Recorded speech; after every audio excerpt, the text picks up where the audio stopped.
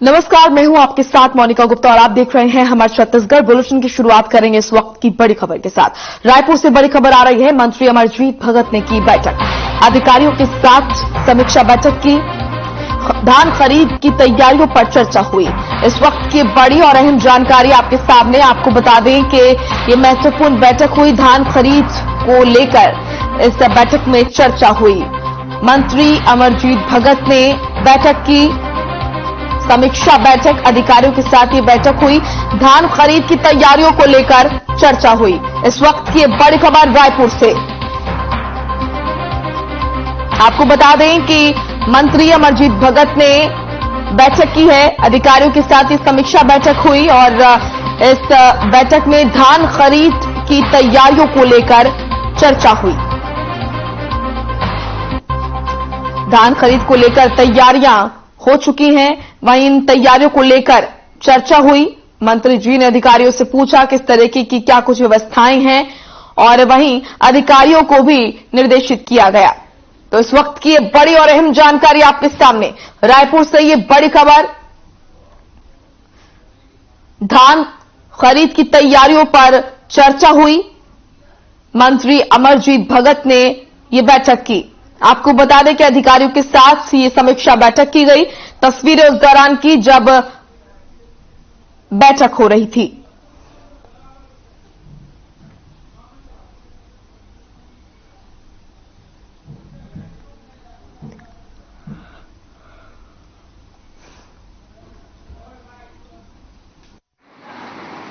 इन सभी बिंदुओं पे आज चर्चा हुई और अधिकारियों ने बताया कि व्यवस्था पूरी कर ली गई है और जो अंतर राज्य जो एरिया है दूसरे राज्य से धान खपाने का जो प्रयास चलता है उसके लिए भी उसके निगरानी समिति बनाई गई है।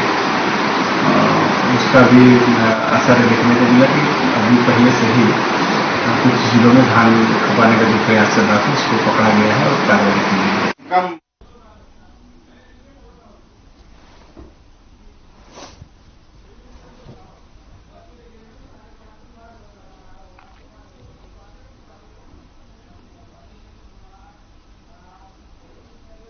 सुकमा में 1 नवंबर को छत्तीसगढ़ सरकार राज्य उत्सव मना रही है, जिसको लेकर राष्ट्रीय आदिवासी डांस करेंगे। आपको बता दें कि आदिवासियों की 32% कटौती के बाद आदिवासी नाराज भी हैं और 1 से 3 नवंबर तक आदिवासी नृत्य समारोह का विरोध प्रदर्शन करेंगे। विधायक सांसद निवास के सामने ये नृत्य नहीं नगाड़ा बजाएंगे। साथ ही 15 नवंबर को छत्तीसगढ़ में बड़ा आंदोलन करने का ऐलान कर दिया गया है। सर्व आदिवासी समाज के जिला अध्यक्ष पोजा राम ने प्रेस विज्ञप्ति जारी की और इस दौरान उन्होंने कहा कि सर्व आदिवासी समाज राज्योत्सव और आदिवासी नृत्य समारोह का बहिष्कार करेगा। सर्व आदिवासी समाज एक बैठक जारी किया और जिला अध्यक्ष पोजा राम मरकाम के द्वारा प्रेस विज्ञप्ति जारी कर उन्होंने एक बिगुल बजाया है और छत्तीसगढ़ में 1 नवंबर को राज्य उत्सव मनाया जाना है और इस राज्य उत्सव और यहाँ पर जो नृत्य किए जाने का समारोह भी किया जाना है, जिस पर सर्व आदिवासी समाज आक्रोश है और आक्रोश होने के कारण इस पर बिल्कुल बहिष्कार कर रहे हैं और बहिष्कार करने के साथ साथ 15 नवंबर को इन्होंने एक बिगुल और बजाया है कि हमारी जो आरक्षण नहीं है तो हम किसी भी तरह किसी भी समारोह को होने नहीं देंगे और 15 नवंबर को रेल रोको आंदोलन और जबरदस्त हम आंदोलन करने की तैयारी कर रहे हैं और कर चुके हैं। इसका बिगुल बजाए। इसी के साथ मैं अभी चलूंगा रामदेव बघेल जी से मैं चर्चा करूंगा कि वो अभी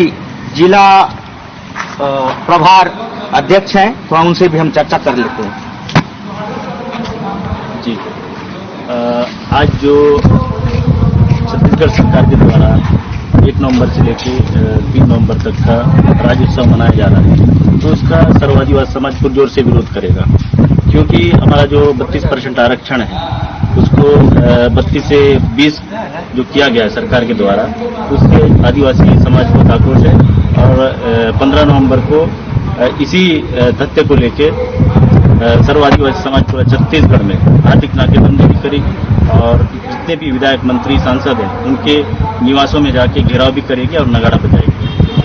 कहीं आखिरी घटना होने का अभी फिलहाल समाचारों में आ रही है खबर, तो कहीं आखिरी घटना होने की ऐसा संभावना नजर तो नहीं आ रही है? नहीं, आखिरी घटना होने की कोई संभावना नहीं है। हम लोगों का जो तय किया गया है सर्व आदिवासी समाज की तरफ से कि जितने भी जैसे कि मैं बोल रहा हूँ छत्तीसगढ़ के अंदर जितने भी आंदोलन होगा वो सुरक्षा के लिहाज को भी देखते हुए किया जाएगा और पूरे छत्तीसगढ़ में किया जाएगा और हमारे सुकमा जिले में जिला स्तर में भी किया जाएगा।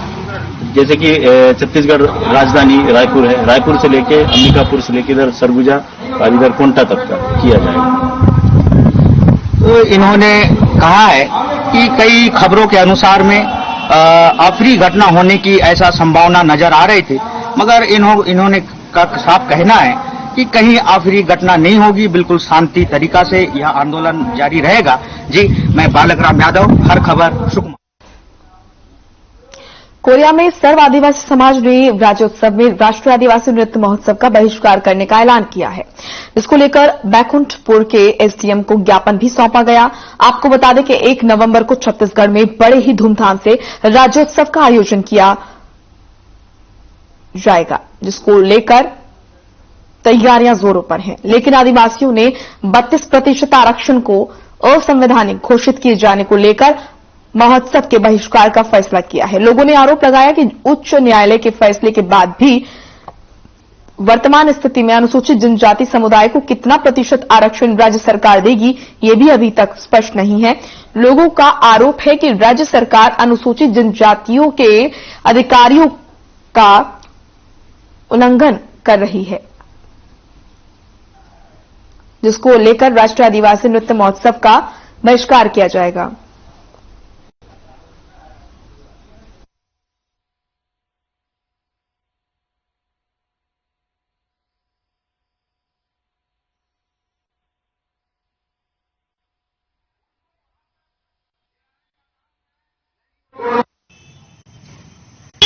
क्योंकि छत्तीसगढ़ में कुल 58% आरक्षण की समय सीमा हुई थी, जो कि सुप्रीम कोर्ट के गाइडलाइन के खिलाफ थी। इसलिए छत्तीसगढ़ उच्च न्यायालय ने उसे असंवैधानिक घोषित कर दिया।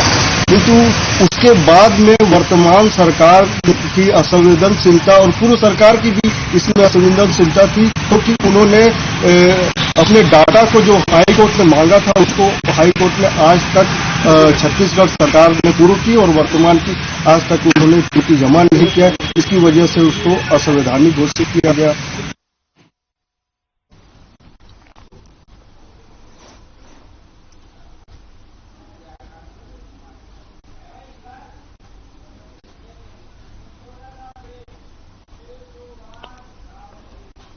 चलिए फिलहाल एक छोटे से ब्रेक के लिए रुक रहे हैं, फौरन लौटेंगे।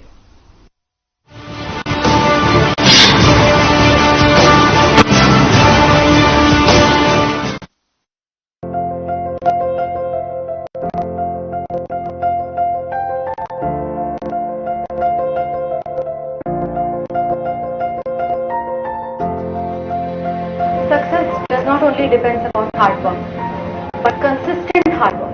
And this is what I've learned from BKCI.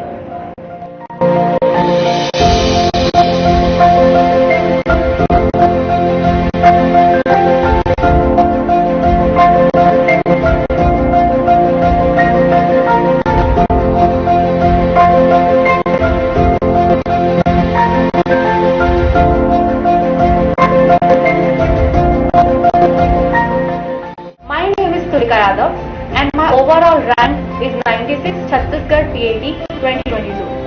I was from biology stream and changing my stream from biology to agriculture was a difficult decision, like for many of you now. I would suggest you to ask your seniors, take ground report. What you will get is BKCI is the best.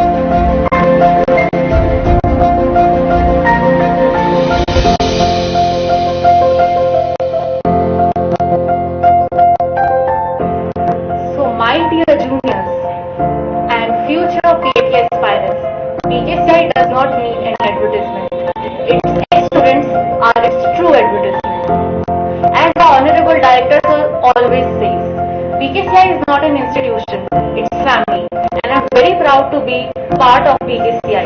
Thank you. सफलता की राह में BKCI के साथ मैं लक्ष्मण साहब, my PhD rank is 22.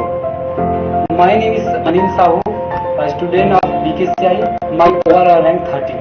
Myself Akif Khan, student of BKCI. My overall rank is 51. मेरा नाम कौशल कुमार साहू है और मेरा CGPIT में ओवरऑल रैंक 49।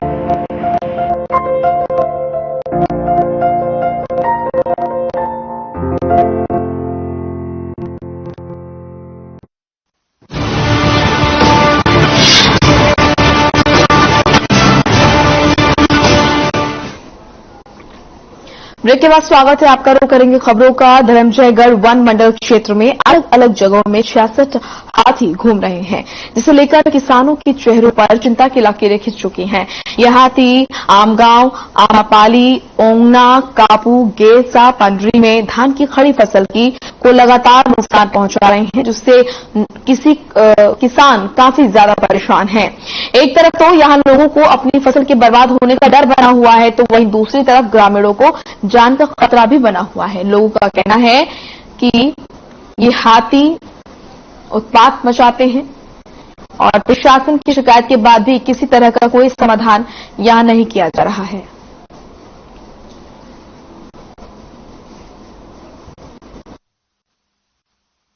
भरा पड़ा हुआ है, ऐसा अगर कहें तो अतिशयोक्ति नहीं होगी।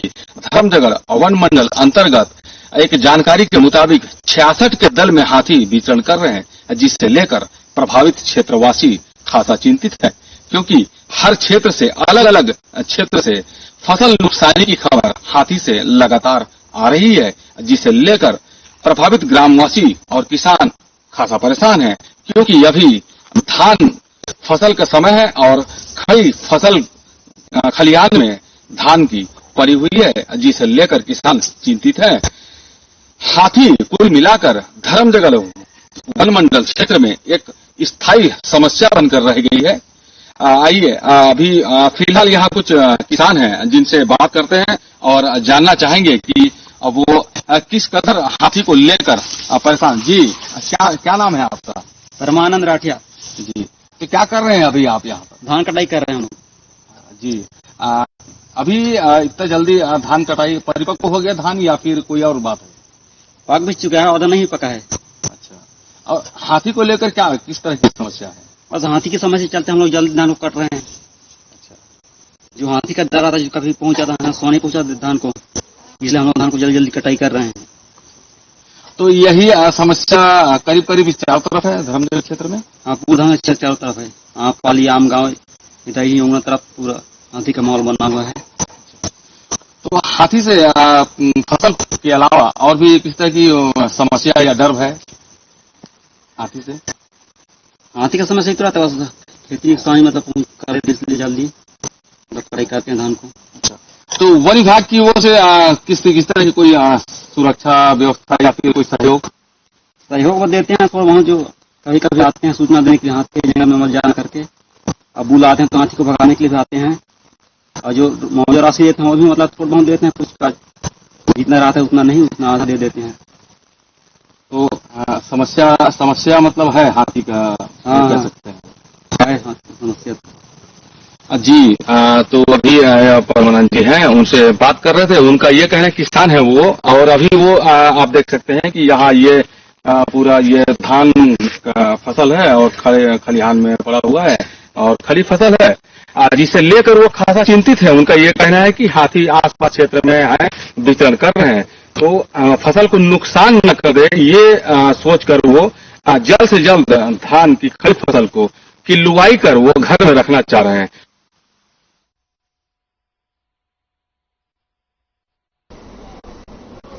छत्तीसगढ़ बीजेपी के प्रदेश अध्यक्ष अरुण साव के काफिले की गाड़ी का एक्सीडेंट हो गया है। इसमें अरुण साव बाल बाल बच गए हैं, लेकिन इस एक्सीडेंट में बाइक सवार एक महिला की मौत हो गई है। इस एक्सीडेंट में पायलटिंग गाड़ी में बैठे पुलिसकर्मी घायल हैं। जिनको अस्पताल में भर्ती कराया गया है। एक्सीडेंट की सूचना मिलने पर मुख्यमंत्री भूपेश बघेल ने ट्वीट किया है। उन्होंने लिखा है कि बीजेपी प्रदेश अध्यक्ष अरुण साव जी के काफिले के वाहन के दुर्घटनाग्रस्त होने का समाचार प्राप्त हुआ। बीजेपी प्रदेश अध्यक्ष जी ईश्वर कृपा से सकुशल हैं। हादसे में एक महिला की दुर्भाग्यपूर्ण मौत पर मैं शोक व्यक्त करता हूं। घायल आरक्षक के स्वास्थ्य लाभ की प्रार्थना करता हूं। तो ट्वीट आप देख रहे हैं, सीएम भूपेश बघेल ने ट्वीट किया और सकुशल होने की कामना की।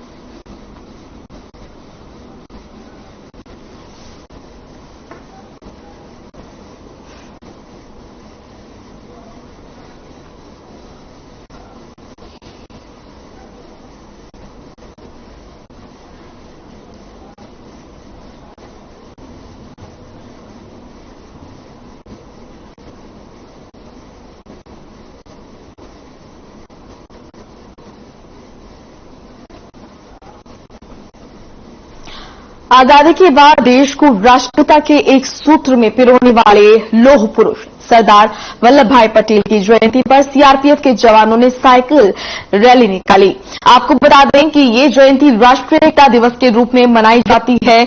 वहीं इस मौके पर कमांडेंट बीके सिंह ने कहा कि सरदार वल्लभ भाई पटेल की जयंती को चिन्हित करने के लिए एकता दिवस के रूप में बाइक और साइकिल रैली निकाली है। करीब 10 किलोमीटर तक ये रैली निकाली गई, जहां 565 रियासतों को एकत्रित करके देश को एकता के रूप में पुरोहित किया गया।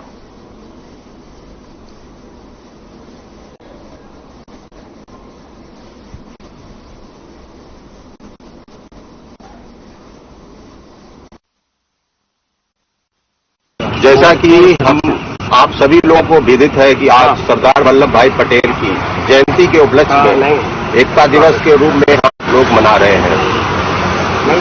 इन्हीं के चिन्हित करने के लिए आज हमने बाइक और साइकिल रैली रखी हुई है, जो कि यहाँ तेली बांधा से चल करके 10 किलोमीटर तक 100 साइकिल ने रैली निकाली है।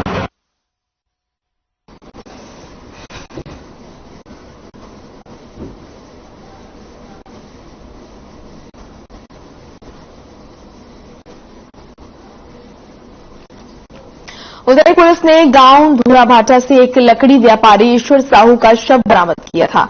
इस मामले में लगातार पुलिस जांच कर रही थी। शक के तौर पर पुलिस ने कुछ लोगों को हिरासत में लिया है। हिरासत में लिए गए योगेश साहू ने पूछताछ में बताया कि मृतक ईश्वर साहू उसके दूर का मौसेरा भाई है, जिसे उसको 15,000 रुपए देने थे। बार बार पैसे की मांग से वो परेशान था। इस वजह से रात में उसने ईश्वर साहू के साथ शराब पी और उसे मौत के घाट उतार दिया।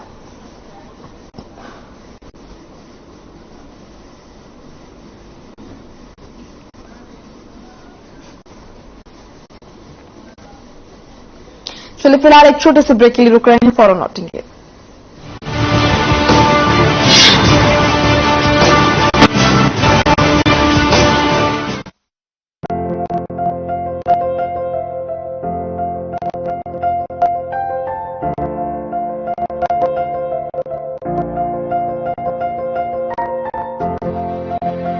Success does not only depends upon hard work, but consistent hard work. And this is what I learned from BKCI.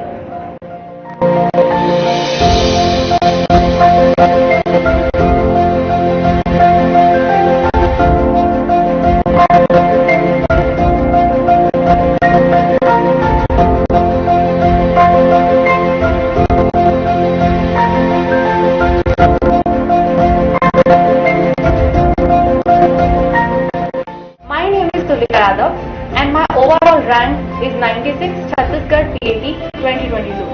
I was from biology stream and changing my stream from biology to agriculture was a difficult decision, like for many of you now.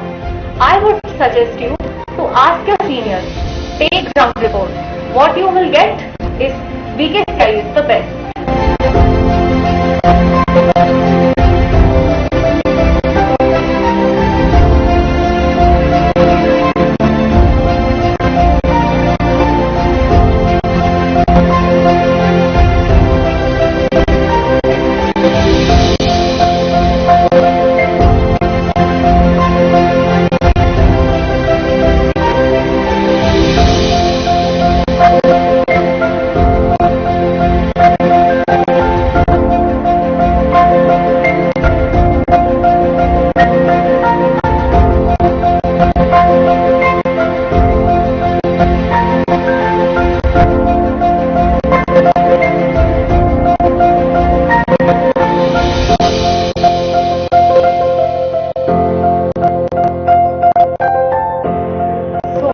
dear juniors and future PAT aspirants, BKCI does not need any advertisement.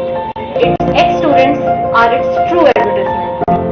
As our Honorable Director Sir always says, BKCI is not an institution, it's family, and I'm very proud to be part of BKCI. Thank you. सफलता की राह में बीकेसीआई के साथ मैं लक्ष्मण साहब, माई PhD rank is 72. My name is Anil Sahu, a student of BKCI. My overall rank 13. Myself Akif Khan, student of BKCI. My overall rank is 51. मेरा नाम कौशल कुमार साहू है और मेरा CGPAT में ओवरऑल रैंक 49।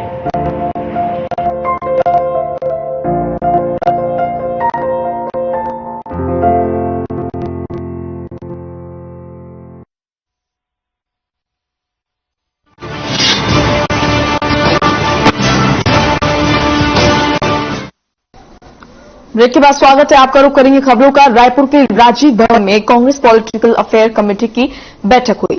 बैठक में निर्णय लिया गया था कि बैठक जहां जहां गठन नहीं हुई है उसको गठन करके और ये बैठक की जाएगी। PL पुनिया ने कहा कि आने वाले 2023 के विधानसभा चुनाव को लेकर इस बैठक में कई अहम मुद्दों पर चर्चा की गई। साथ ही 2023 में छत्तीसगढ़ में फिर से बहुमत के साथ सरकार बनाने के लिए भी चर्चा की गई।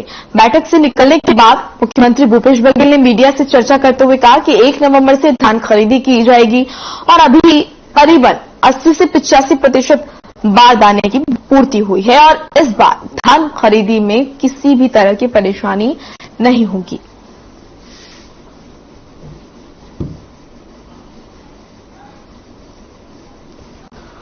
देखिए, अभी करीब हमारे पास 80-85% धान खरीदी की व्यवस्था हो गई है बारदाने की, और आने वाले समय में और बारदाना उपलब्ध होगी। जो जूट कमिश्नर है उससे लगातार हमारे अधिकारी बात कर रहे हैं, भारत सरकार की जूट कमिश्नर से। मैं समझता हूं कि इस साल पिछले वर्षों की तरह परेशानी नहीं होगी, क्योंकि पिछले समय से जूट मिल ही बंद था, जूट कमिश्नर हमको उपलब्ध भी नहीं करा रहा था, तो इस समय वो स्थिति निर्मित नहीं होगी ऐसा मैं मानता हूँ। आज पॉलिटिकल अफेयर्स कमेटी की बैठक थी, बहुत महत्वपूर्ण बैठक है और इसका उल्लेख और निर्णय उदयपुर संकल्प शिविर में हुआ था और मल्लिकार्जुन खड़गे जी जो नए नवनिर्वाचित अध्यक्ष हैं उनका शपथ ग्रहण या सर्टिफिकेट प्रेजेंटेशन जो कार्यक्रम था उसमें भी विशेष रूप से पॉलिटिकल अफेयर्स कमेटी को उल्लेख किया कि हम जहां जहां प्रदेशों में इसका गठन नहीं हुआ है वहां पर शीघ्र गठन किया जाए।